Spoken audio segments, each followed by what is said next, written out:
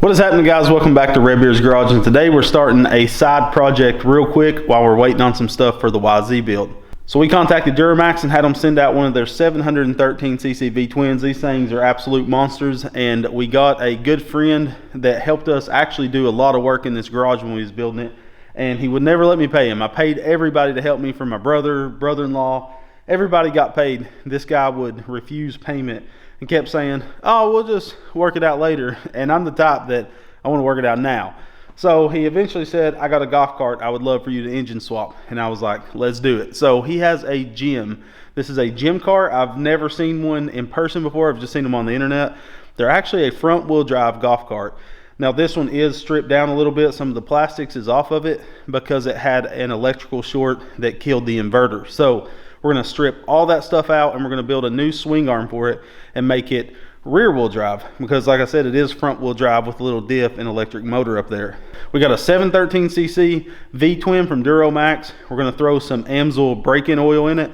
I always run the break-in oil whether it's a stock engine or a performance, and then we're going to run small engine oil because we're not going to do a lot of performance to this. The guy literally just wants it to run. He actually asked me for a 212 on it, and I said, we're not doing that. We're going to do a V-twin. So we got a 780 series CVT to run on it from Go Power Sports, and we have put a inboard spring in the rear pulley. We got a new axle, new bearings, we got new brakes, and we got some of the 300cc shocks from Go Power Sports, because we're going to make the suspension on this a little bit stiff because we don't know how big the people are going to be riding it, and since it's a four-seater, it could have as much as 1,000 pounds on it. And a subscriber had told us about this gearbox. We're not going to mention where we got it at because we don't know about the website. Looks a little bit flaky, but we ordered one to try out for you guys, and if it works out, then we can give you guys more information on it. I just don't want to, push something out there that I have no clue about. But this is a reverse gearbox meant for a 40 series CVT or 780 series. So they're claiming it'll work from like 9 to 16 horsepower. So we're going to put it behind this V-twin since it's not going to get beat on. It's just a yard cruiser, and see how it holds up. So we got to build a whole new swing arm for this thing, and we're going to do it out of rectangle tubing. Someone asked me a while back why we don't use round tubing on swing arms, and sometimes I do, sometimes I don't, but I like the rectangle 2x1 tubing because it gives you a lot of flat spaces to mount stuff, from brake brackets to supports and everything, and it's a lot quicker and easier, and you're not going to really see much of the swing arm at the end of the day. So that's my reasoning for doing the rectangle or square tubing on swing arms. So we're going to get the engine and the differential figured out, how we're going to lay it all out on the swing arm, and then start cutting some steel and welding it up. So let's get right into it.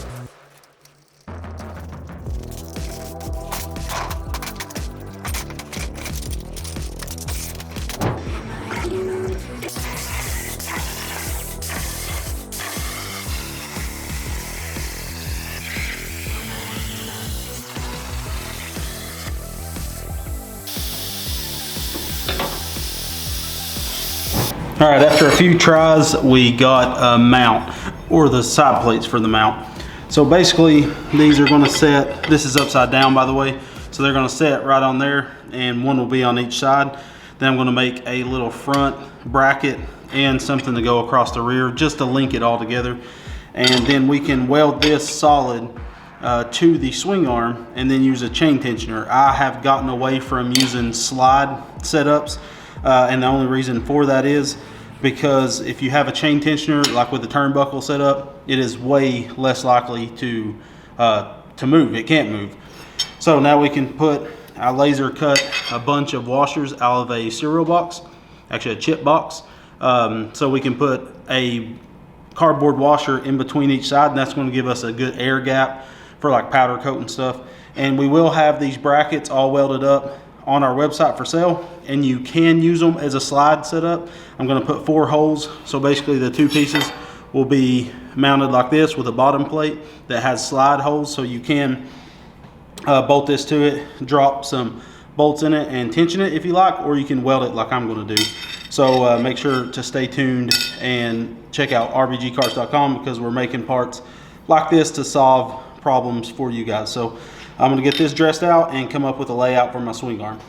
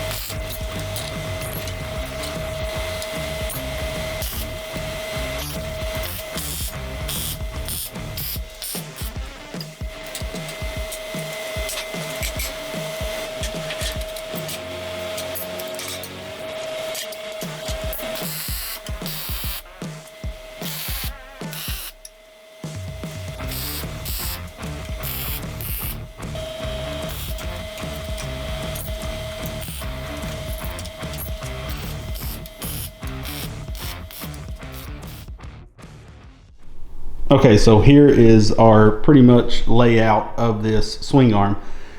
Now this isn't mine, or I would do independent suspension on the rear of this golf cart. He just wants it, he didn't even want a V-twin. He was telling me to put a 212 on it, and I was like, Harold, come on. So we basically got the reverse gearbox. The chain is going to go straight down and a little bit to the front is the way we got it positioned. Our pulleys are close to being lined up. We might need to shim one out or the other, but I just plasma cut those mounts, and I put a piece of 3/16 across.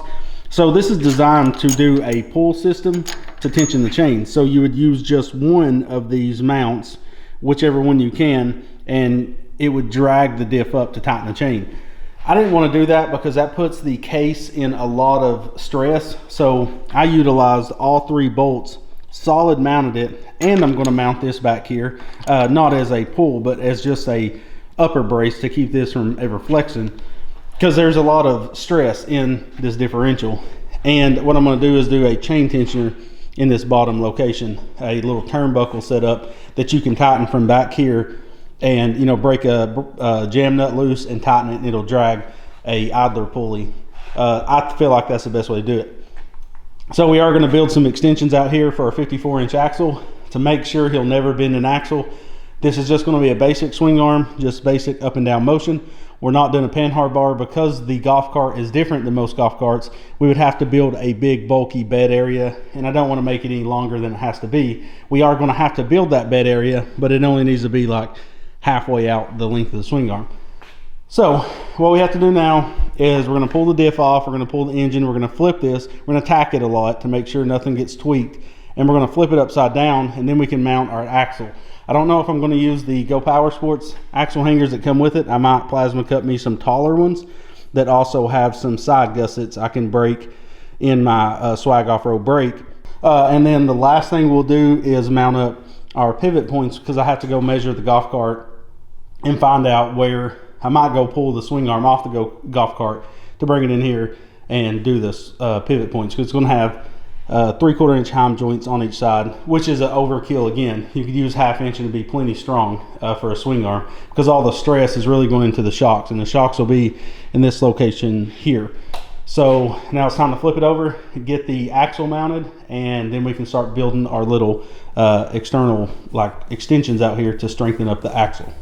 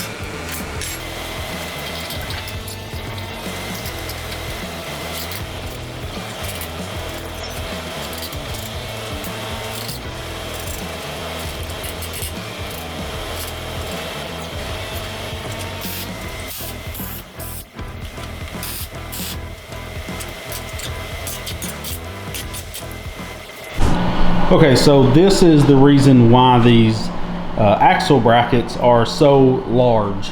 So basically with the stock Go Power Sports ones, there's nothing wrong with these, and I use these on a lot of swing arms, but what I was doing here was getting more drop. So basically this is like putting a lift kit on a go-kart, the longer you make these. And I only added probably, I don't know, 1.25 inches to the height of them. So the reason they have the outer ones have these squares is because I'm going to run 1 1/4 square tubing out to the outer axle bracket, which is the reason why these aren't on there yet, is because I need a 54-inch axle. I normally keep 2 54-inch axles in stock, but I do not have one, so I think I'm going to have to pull one off of a project outside. We did gusset these in.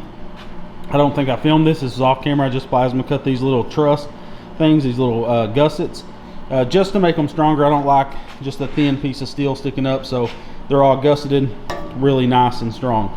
I always put 5 axle bearings on an axle because the sprocket will ride right beside this one. That'll give it a ton of strength, so if he ever gets in a bind, it's not going to flex that axle. That short run's pretty stiff. And then we put the outer ones to keep it from flexing. A 1-inch axle can't hold much weight, so you need to brace it everywhere you can. So that's why I run 5 axle bearings. So yeah, that's why these tabs have these square chunks. They'll have 2 runners supporting the rear, or the bottom I should say, and then here is the other flanges for the outside, and these are even longer, and that's because I added the width of this 2-inch by 1-inch rectangle tubing. So when we put this out here, we can have 4 braces coming off this and making a little extension, and the wheel hub will bump right into this axle bearing. So now I can go outside and find out the width that my two wheel hubs need to be apart from each other, and then we can get the portal set up done. And then we have to do brake mount. Brake will ride in this area, and we have to do the pivots for the swing arm, which will be hind joints on each side. So let's get to it.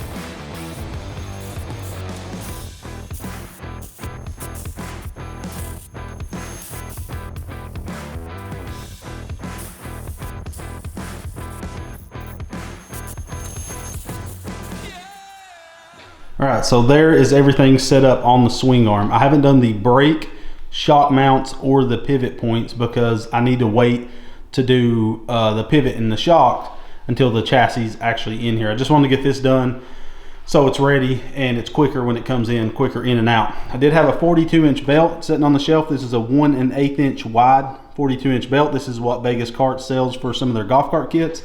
And all I have to do is open up the slots on the front side so the engine can go back just a little bit more, because this is too tight and this would creep. But I just wanted to make sure I had something in stock, and I did.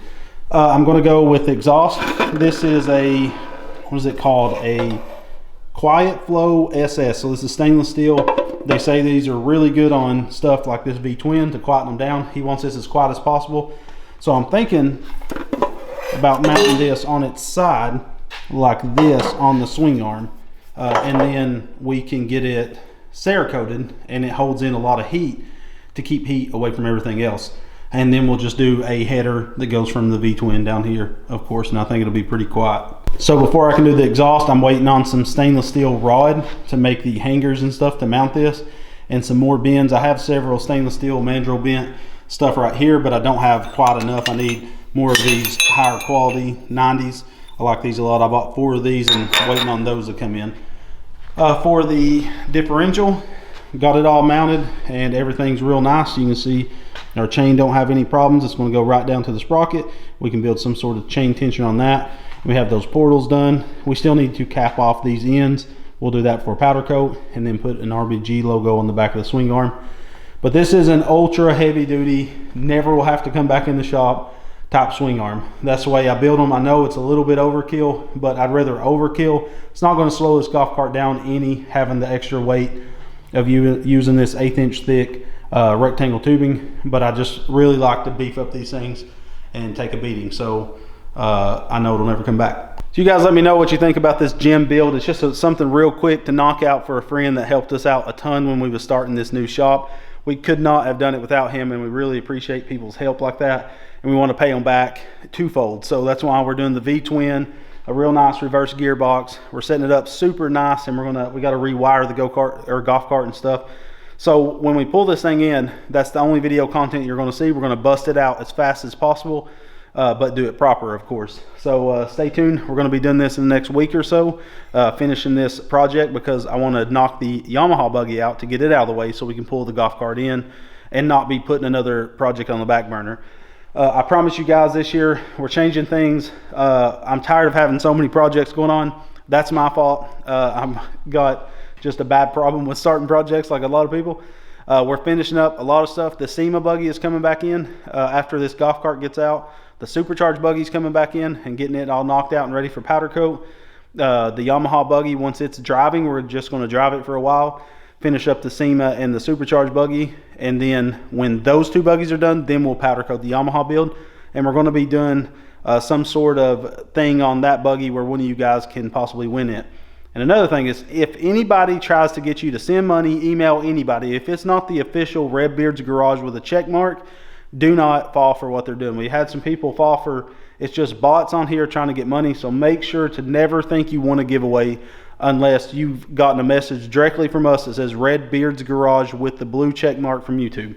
Just don't fall for it. So make sure to check out the links for all these parts. Big thanks to Duramax and Go Power Sports for sponsoring this build, because we would not be able to do it without them. Make sure to check out all the links in the video description. It does help us out. And let us know what you think about this swing arm. It's heavy, ultra duty. And we thought about building these for people, but they'd be so expensive to ship. You'd have to be local to get them. So yeah, thank you guys for your support and your love. We'll see you on the next one. We love you guys, and God bless.